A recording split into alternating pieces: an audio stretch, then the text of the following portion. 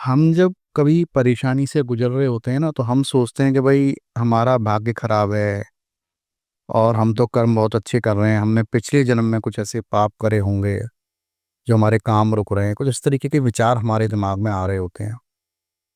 मैं आज आपको एक ऐसी बात बता रहा हूँ, शायद आपने अनुभव करी हो। मैंने तो बहुत बार अनुभव करी है, बहुत सारे परिवारों से मिला हूँ, कुंडली विश्लेषण करता हूँ, तो बहुत सारे परिवारों को मैं 3-3 4-4 पीढ़ियों से जानता हूँ।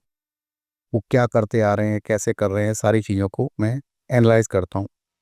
तो एक बात आप निश्चित समझ लीजिए कि जो भी आज आप जीवन जी रहे हैं, आज आप जो भी कर्म कर रहे हैं उसका 20% ही आप जी रहे हैं। 80% अच्छा या बुरा जो भी आप जी रहे हैं, वो अपने पूर्वजों का भुगत रहे हैं आप। जो आपके पूर्वज हैं, जो आपके पिता हैं, बाबा हैं, जो भी पाप और पुण्य करके गए हैं, वही आप भोग रहे हैं। यदि उन्होंने पुण्य किए हुए हैं, तो आप पुण्य वो भोग रहे हैं। यदि उन्होंने पाप किए हुए हैं, तो आप उनका ही पाप भोग रहे हैं। अब सवाल ये आता है कि भैया किया उन्होंने, आप क्यों भोग रहे हैं? क्योंकि आपने भी कभी पिछले जन्म में या कहीं पर भी कुछ भी ऐसा किया था, तो इस तरीके का पाप क्रिएट होना ही था और आपको भोगना भी था।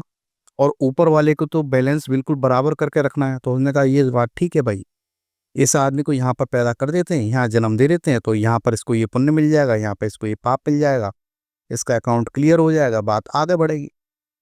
तो ऊपर वाले के हाथ में तो सुपर कंप्यूटर है, वहां तो माया चल रही है, वहाँ एक व्यवस्था बनी हुई है और वो उस हिसाब से निपटाने में लगा हुआ है ना?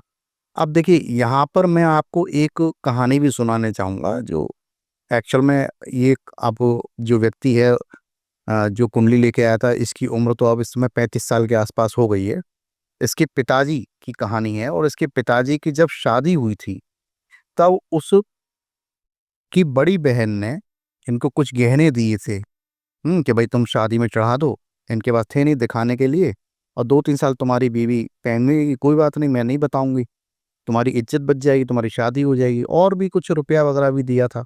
वो रुपया भी उन्होंने टुकड़े टुकड़े करके वापस किया। मतलब इस तरीके का एक एहसान सा, एक सहयोग सा, जो आज की तारीख में लड़का है उसकी बुआ ने ऐसा किया पिता के साथ। अब उस पिता ने क्या किया, वो पिता जीवन में कभी भी कामयाबी हासिल नहीं कर पाया। तो उसने क्या किया कि ये एक्चुअल में बुआ की तो कुछ समय बाद डेथ हो गई थी, तो फूफा रह गए। तो फूफा की फोटो लगा लगा के जमीनों के घोटाले किया करता था। सारी जिंदगी फूफा के नाम जमीन ले लेता था, है ना, और उनको फूफा को गायब कर देता था, उनको 1000-2000 टिका देता था, अपने जीवन में ऐश मौज करता रहता था। तो कुल मिला के क्या हुआ, ऐसा पाप करने से उसकी खुद की जो आयु है वो क्षीण हो गई, उसकी खुद की आयु कम होती चली गई और वो बहुत कम उम्र में ही गुजर गया, इस जीवन से चला गया। उसका असर आज की तारीख में बच्चे के ऊपर आ रहा है। हालांकि प्रॉपर्टी दिखती है, हर कमरे में एसी लगा हुआ है, बहुत सारी चीजें लगी हुई है, ऐसा लग रहा है जैसे पता नहीं वो खुशी वहां पर बह रही है।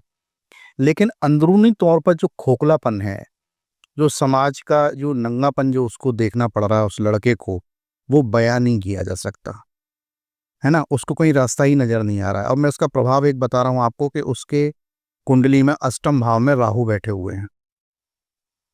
अब आप समझ लीजिए कि वो किस परेशानी से गुजर रहा होगा, यदि आप कुंडली की थोड़ी बहुत भी समझ रखते हैं तो।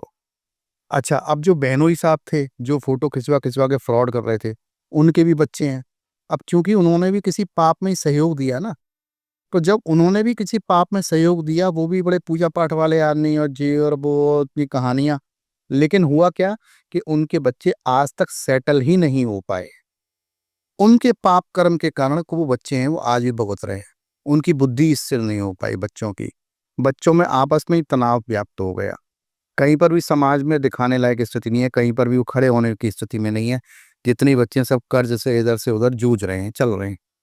तो कहने का मतलब ये है कि आपके जो पूर्वज हैं, आपके जो पुरखे हैं, आपके जो बड़े बूढ़े हैं, वो जो भी कर्म कर गए हैं, वो कर्म आपको भुगतने पड़ेगी।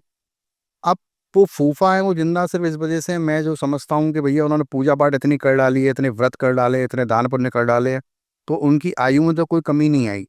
लेकिन वो जो उनको भी जो सुख मिलना चाहिए था, वो ना तो उनको मिला ना उनके बच्चों को मिला। तो इस तरीके से रिटर्न गिफ्ट ईश्वर आपको देता है। जो बातें मैंने आपको बताई, आप इन बातों से कितना सहमत हैं, मुझे जरूर बताइएगा।